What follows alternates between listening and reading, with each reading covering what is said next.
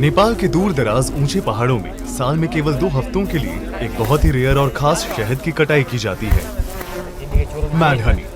यह असाधारण शहद जो हिमालय में दुनिया की सबसे बड़ी मधुमक्खियों द्वारा बनाया जाता है, बहुत ज्यादा शक्तिशाली ग्रैनोटॉक्सिन से भरपूर होता है। ये टॉक्सिन्स आपके सेंसेस को अकल्पनीय तरीकों से बदल सकते हैं और इससे आपको ऐसे हेलुसिनेशंस हो सकते हैं, जैसे ऐसी आवाजें सुनना जो असल में मौजूद नहीं है, या आपके आसपास की दुनिया को पिघलते हुए देखना। कमरा घूम रहा है, ऐसा लग रहा है जैसे मैं वो सिर से लेकर पैर तक शराब के नशे में डूबा हुआ था। वो 3 दिनों तक सोता रहा। रेयर मैड हनी के छत्तों तक पहुंचने के लिए हंटर्स असुरक्षित चट्टानों पर सैकड़ों मीटर ऊपर चढ़ते हैं, केवल रस्सी की सीढ़ी पर भरोसा करते हुए। वे केवल अपने हाथ और पैर का इस्तेमाल करते हैं, जबकि उन्हें विशाल मधुमक्खियों के अनगिनत दर्दनाक डंक सहने पड़ते हैं। पुराने समय से स्थानीय लोग मैड हनी का छोटे छोटे मात्रा में इस्तेमाल अलग अलग बीमारियों के इलाज और एक कामोत्तेजक के रूप में करते आए हैं, लेकिन इसकी अनोखी हीलिंग कैपेबिलिटीज और जहरीलेपन के बीच की सीमा बेहद छोटी सी है। एक चम्मच से ज्यादा मैड हनी दिल की धड़कन धीमा कर सकती है, पैरालाइज कर सकती है या यहाँ तक कि जान भी ले सकती है। जिस दूर दराज के गांव में हम जा रहे हैं, सिर्फ एक ही परिवार है जो अब भी मैड हनी हंटिंग की प्रैक्टिस कर रहा है, ठीक उसी तरह जैसे 7500 साल पुरानी इस केव पेंटिंग में दिखाया गया है। उनके प्राचीन तरीके कभी नहीं बदले और उनके हनी हंटिंग करने का तरीका आपको कहीं और देखने को नहीं मिलेगा। 36 घंटे की फ्लाइट और रोड ट्रिप के बाद हम आखिरकार तांजी गाँव पहुँचे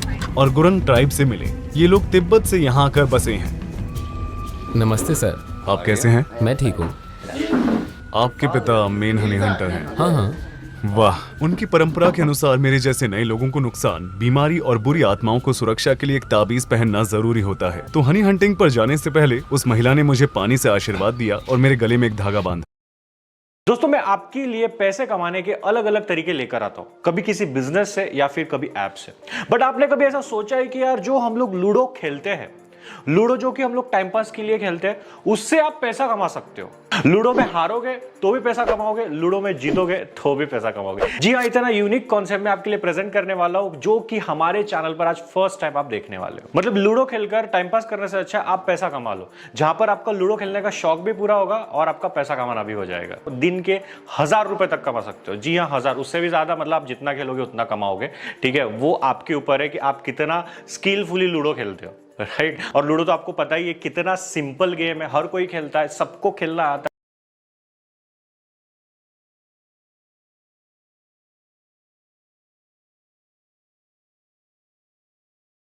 बांधा। हम अभी हनी हंटर्स की ओर जा रहे हैं। हम चावल की सीढ़ी नुमा खेतों के रास्ते से नीचे की ओर बढ़ रहे हैं। नमस्ते। नमस्ते। नमस्ते। यहाँ 3 पीढ़ियों के हनी हंटर खड़े हैं। बुद्धिमान, उनके पिता और उनके दादा। उनके हाथों में सालों की मेहनत साफ दिखाई देती है। मेरा नाम नंदा लाल तामांग है। मैड हनी हंटिंग मेरे पूर्वज के समय से हो रही है। हर साल वो मैड हनी की तलाश में ऊंची चट्टानों पर जाते हैं। इस काम के लिए एक साहसी इंसान की जरूरत होती है। इस समय हर कोई अपने काम में बिजी है। वे इस गोल्डन पोशन यानी शहद की हंटिंग की तैयारी कर रहे हैं। नंदा और उनके पिता ये तय करने का प्लान बना रहे हैं कि किस चट्टान पर जाएंगे, जबकि बाकी लोग हाथ से बने औजार तैयार कर रहे हैं। सीढ़ी बनाने के लिए वे सावधानी से इन लकड़ी के डंडों को 2 बांस की रस्सियों की चोटी में फिट कर रहे हैं, जो कई मीटर लंबी है। इसे ऐसे डाला जाता है। चट्टान के ऊपर नंदा और बाकी गाँव वाले अंतिम तैयारियों में जुटे हुए हैं। वे सीढ़ी को पेड़ के तने पर मजबूती से बांध रहे हैं। सीढ़ी को मधुमक्खियों के छत्तों के पास लाना सबसे जरूरी है। ये रस्सी का सिरा है, हमें इसे अच्छी तरह से बांधना होगा, इससे पहले कि हम नीचे उतरें। पहले वे आग जलाएंगे और फिर रस्सियों को नीचे फेंका जाएगा। वो लकड़ी कहाँ है? वो दे दो। इसी बीच बाकी लोग ताजे कटे हुए पत्तों का एक बड़ा बंडल बना रहे हैं। वे बीच में कुछ लकड़ी के टुकड़े रखते हैं और उसे रस्सी से लपेटते हैं। यह विशाल धूप ही हनी हंटर को मधुमक्खियों की कॉलोनी से बचने का एकमात्र रास्ता है। मधुमक्खियों को भगाने के लिए आग देखिए बहुत जरूरी है। बिना धुएं के मधुमक्खियां नहीं जाएंगी। एक बार जब धुआं फैलता है तो मधुमक्खियां सुन्न हो जाती हैं। पहले वे आक्रामक होती हैं, फिर उनकी गति धीरे धीरे कम हो जाती है। क्या कभी ऐसा हुआ है कि कोई हंटर आग में फंस गया हो? देखिए, यहाँ पे मैं आपको बताना चाहूंगा कि मान लीजिए अगर जो रस्सी है वो जल गई, तो जो शहद हंटर है वो आग पकड़ सकता है। ये किसके लिए है? ये स्ट्रैप इसे सुरक्षित रखता है। हंटर अपने मधुमक्खी रोधी मास्क पहन रहे हैं। अब नीचे जाने का टाइम आ गया है। जो सीढ़ी वे इस्तेमाल कर रहे हैं वो 80 मीटर लंबी है, लेकिन चट्टान की ऊंचाई इससे भी ज्यादा है। इसलिए नंदा चट्टान के ऊपर से ही अपनी चढ़ाई शुरू करता है, नीचे से नहीं। मैं उस ग्रुप के साथ रहूंगा जो चट्टान के नीचे से सहायता प्रदान करेगा। बेहतर होगा कि मैं भी मधुमक्खी रोधी सूट पहन लूं, क्योंकि जल्दी यह जगह गुस्साई मधुमक्खियों के झुंड से भरने वाली है। ठीक है, जाने के लिए तैयार? ये मैड हनी एपिस लेबोरियोसा द्वारा बनाई जाती है, जो दुनिया की सबसे बड़ी मधुमक्खी है, 3 सेंटीमीटर लंबी। यह प्रजाति एवरेज वर्कर मधुमक्खी से 2 गुनी बड़ी होती है और इनके डंक इतने लंबे होते हैं कि कपड़ों के आर पार आसानी से जा सकते हैं। उनका पहला स्टॉप एक चट्टान का किनारा है जो विशाल मधुमक्खी के छत्तों के ठीक ऊपर है। यहाँ वे सीढ़ी की पोजीशन को फिर से ठीक करते हैं। सीढ़ी का बैलेंस बनाए रखने के लिए नंदा का दोस्त रस्सी के सबसे निचले सिरे तक उतरकर वहाँ रुकता है। इस टीम वर्क से वे मैड हनी प्राप्त कर लेंगे और हम इसे टेस्ट करने का मौका पाएंगे। हम चट्टान पर जूते नहीं पहनते, लेकिन ऐसा क्यों? ऐसे हमें बेहतर पकड़ मिलती है। हम नंगे पैरों से स्टेबिलिटी को कंट्रोल और डिसाइड करते हैं। चट्टान हंटर के लिए खतरनाक है क्योंकि ये फिसलन भरी होती है। हंटर के पास कोई सेफ्टी नहीं होती और अगर वो गिरते हैं तो मौत पक्की है। पिछले साल 2 लोगों की जान गई थी। कभी कभी मधुमक्खियां हर शिकार में 100 से 150 बार डंक मार सकती हैं। देखिए, अगर बहुत सारे डंक लगते हैं ना तो फिर हम रस्सी से भी गिर सकते हैं। मधुमक्खी के छत्ते की सतह काली मधुमक्खियों की परत से ढकी हुई है। हर कॉलोनी में लगभग 1 लाख मधुमक्खियां होती हैं और ये मधुमक्खियां 1 मीटर लंबा वर्टिकल खुला हुआ छत्ता चट्टानों पर बनाती हैं। धुआं उठ रहा है जब मधुमक्खियों को खतरे का एहसास हो चुका है और अब वे अपने पेट को ऊपर नीचे करके पूरी सिंक्रोनाइजेशन में डिफेंस वेव बना रही हैं, जिससे दुश्मन को डराया जा सके। यह ऑप्टिकल इल्यूजन शिकारियों को कंफ्यूज करता है, जिससे मधुमक्खियां एक बड़े जीव की तरह दिखती हैं। मधुमक्खियां मेरे ड्रोन से लड़ रही हैं। वे इसे एक विशाल भिनभिनाते हुए घुसपैठिए के रूप में देख रही है। अब वक्त आ गया है सबसे मल्टीटास्किंग काम का। नंदा को कई चीजें संभालनी है। वो 2 डंडों का इस्तेमाल कर रहा है। एक से बास्केट को बैलेंस कर रहा है। डंडे को स्थिर रखने के लिए वो अपने पैर का इस्तेमाल करता है और दूसरे डंडे से वो बड़ा सा शहद का छत्ता काट रहा होता है, जबकि मधुमक्खियां गुस्से में चारों तरफ भिनभिना रही होती हैं। हर बार जब वो छत्ता काटता है तो कई किलो शहद बाहर आता है। हर हंट के दौरान मधुमक्खियां उसे 100 से ज्यादा बार डंक मार सकती हैं, लेकिन उसे स्थिर रहना पड़ता है। उसकी एकमात्र सुरक्षा बांस की सीढ़ी से बंधी रस्सी है। कोई भी गलत कदम उसके लिए जानलेवा हो सकता है।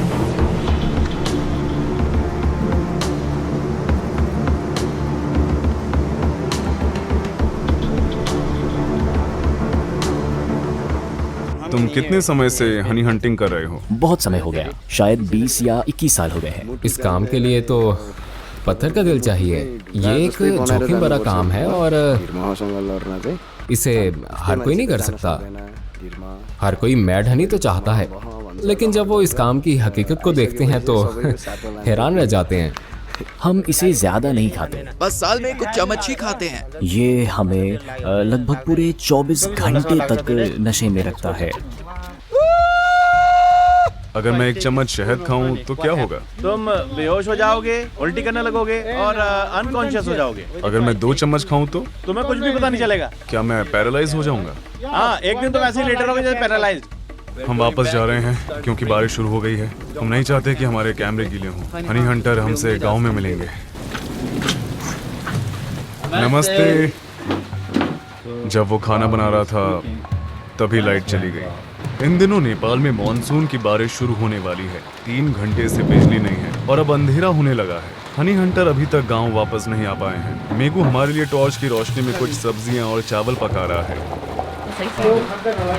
आखिरकार सभी हंटर एक लंबे दिन के बाद सुरक्षित और स्वस्थ गांव लौट आए हैं। क्या मधुमक्खियों ने डंक मारा? हमारे पे डंक मारा? बहुत दर्द हो रहा है। उन्होंने यहीं पर डंक मारा। एक मधुमक्खी अभी भी मेरे कपड़ों के अंदर है। वे पूरे शरीर पर थी। आज हमने कितना शहद इकट्ठा किया है? लगभग 40 लीटर। क्या आप सब जाएंगे अगर मौसम अच्छा रहा तो? बारिश से चट्टान फिसलन भरी हो जाती है और किनारा खतरनाक हो जाता है। अगर मौसम अच्छा रहा तो हम जा सकते हैं। हमें भी बताओ तुम्हारे पापा के साथ क्या हुआ? उन्होंने एक कच्चे अंडे को मैड हनी के साथ मिलाकर एक कप में पिया। आधे घंटे बाद वो बाथरूम गए। वो बाथरूम में फर्श पर चटाई बिछाकर पूरी रात वहीं सो गए। अगली सुबह वे सीढ़ियों पर अपने हाथ पैरों से चढ़ रहे थे। आखिरकार वो दरवाजे के बाहर पहुंचे और फिर भाग गए। वो 3 दिन तक सोए रहे। वो सिर से लेकर पैर तक नशे में थे। आज मैं मैड हनी ट्राई करने के लिए काफी एक्साइटेड था, लेकिन अब रात के 10 बजे से ऊपर हो गए हैं और कल सबको जल्दी उठना है शहद की हार्वेस्टिंग के लिए। रात में अकेले ट्राई करना सेफ नहीं होगा, खासकर जब हम इतनी दूर हैं और नजदीकी हेल्थ फैसिलिटी भी मीलों दूर है। तो अब मुझे कल तक का इंतजार करना पड़ेगा इसे ट्राई करने के लिए।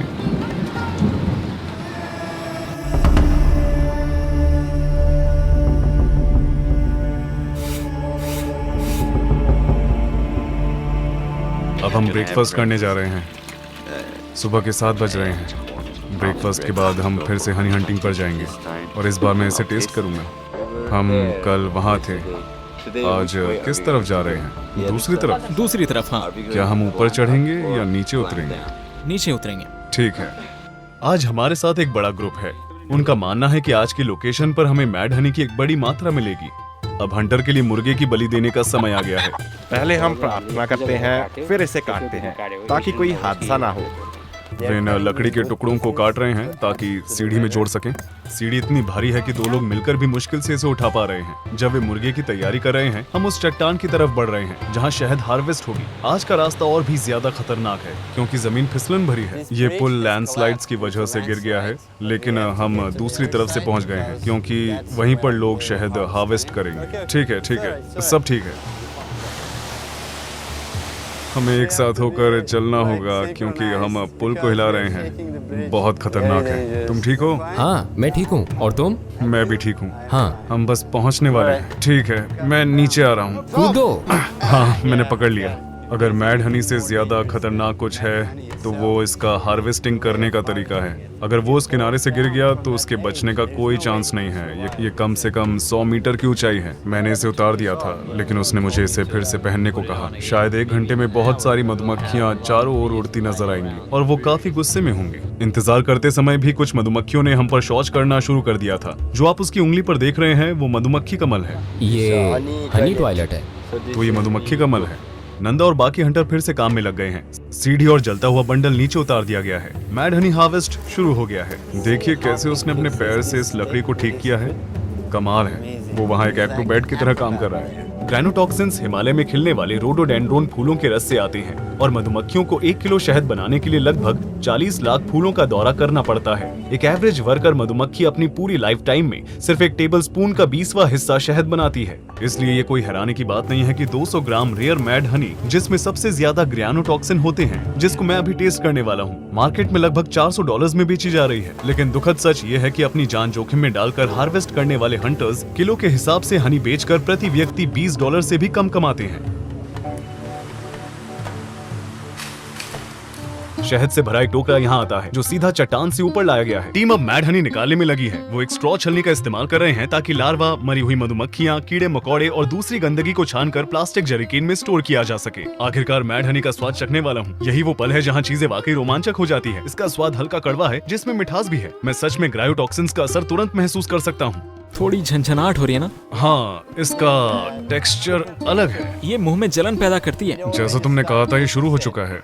ये कुछ मसालेदार खाने जैसा है। हाँ, लेकिन एक खतरा है जिसके बारे में सोचा नहीं। हो सकता है कि तुमने स्वाद चखते समय कुछ हनी निकल ली हो। हमें तुम्हें जल्दी से ऊपर ले जाना चाहिए क्योंकि इसका असर 45 मिनट में शुरू होता है।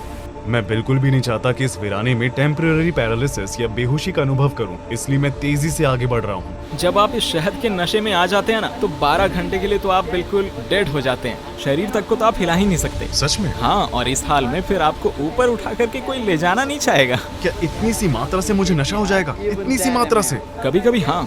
हमारे लिए वापस जाने के लिए काफी लंबा रास्ता। हम जल्दी से गांव लौटने की कोशिश कर रहे हैं। उम्मीद है मेरा शरीर मुझे धोखा नहीं देगा। क्योंकि हम काफी ऊपर चढ़ चुके हैं, यहाँ हम थोड़ी देर के लिए ब्रेक लेने वाले हैं। हम उस मुर्गे को खाएंगे जिसकी शहद के हार्वेस्ट से पहले बलि दी गई थी। ले लो भाई। शुक्रिया भाई।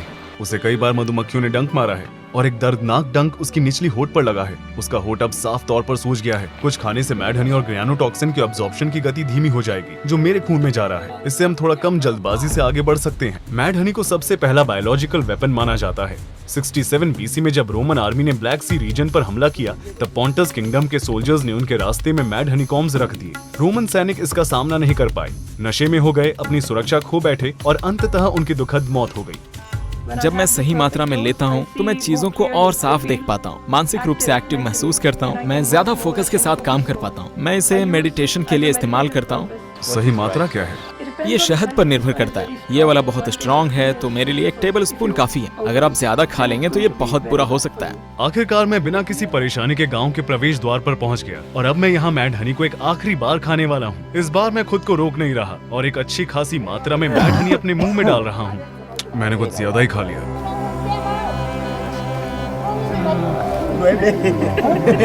मुझे नहीं पता कि ये कितना ज्यादा है, लेकिन मैंने पूरा निगल लिया।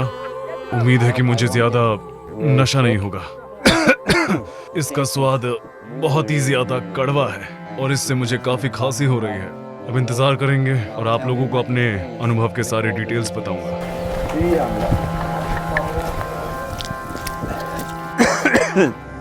आपके शरीर में सबसे पहले गर्मी महसूस होगी, फिर हल्की झंझनाहट भी। क्या तुम्हें लगता है कि मैंने बहुत ज्यादा शहद खा लिया? ये तो ठीक ठाक मात्रा है। हमारा एक दोस्त इसी हनी का एक छोटा चम्मच खाकर उल्टी करने लग गया था।